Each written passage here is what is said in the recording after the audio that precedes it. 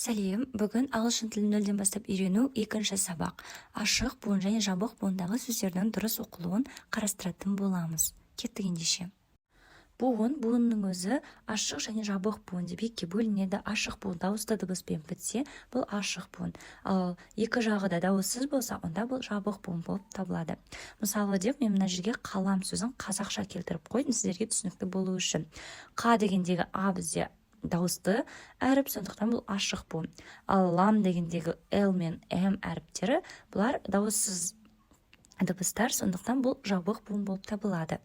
Сіздер мына екі ережені жаттап алуға тиіссіздер. Бірінші, сөздің соңында и әріпі келсе, ол оқылмайды.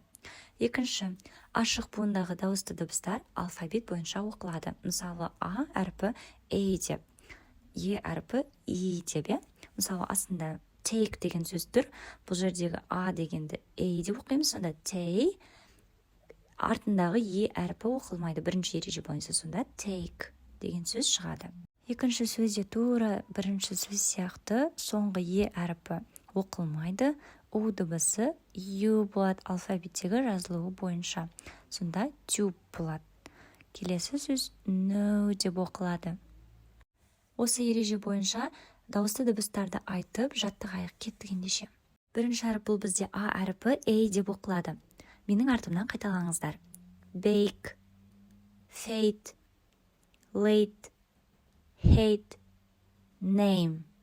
Алдындағы бірінші ереже бойынша е әріпі сөздің соңындағы оқылмайды. Келесі әріп е әріпі алфавит бойынша и деп оқылады. Кеттік, оқиық. Me, Pete, Eve, Steve. Сөздің соңындағы е әріптері оқылмайды. Келесі бізде I әріпі.